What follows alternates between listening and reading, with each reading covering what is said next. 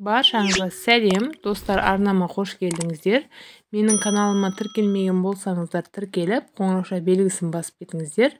Сіздермен бүгін осындай керемет қою болып шығатын тарыдан шай дайындайтын боламыз. Ал менімен бірге болыңыздар. Бисмиллах деп бастайық. Бізге тары керек болады, қуырылған тары керек болады. Одан кейін шай, сүт керек болады.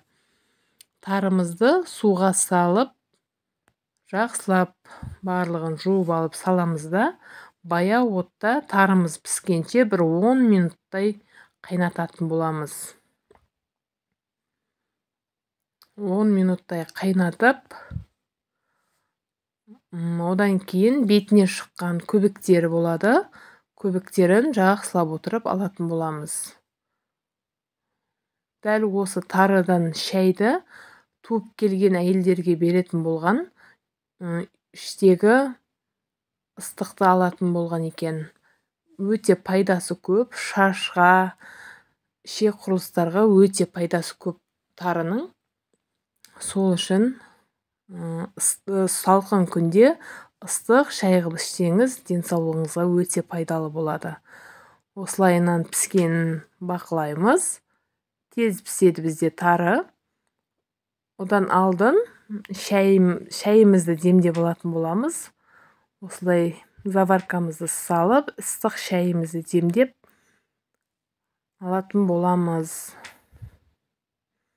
Бұны да 10 минутқа емес, бір 5 минутқа қалдырамыз. Қызарғанша бір газға қойып қайнатып алсаңыздар да болады. Одан кейін мінекей дайын болып қалған тарымыздың суын алып, шайымыздың үстіне құятын боламыз. Менде мына жерде су азайып кеткен, сіздер көбірек құйсаңыздар болады. Тарыдан да араластырып салып, жақсылап құйып алатын боламыз.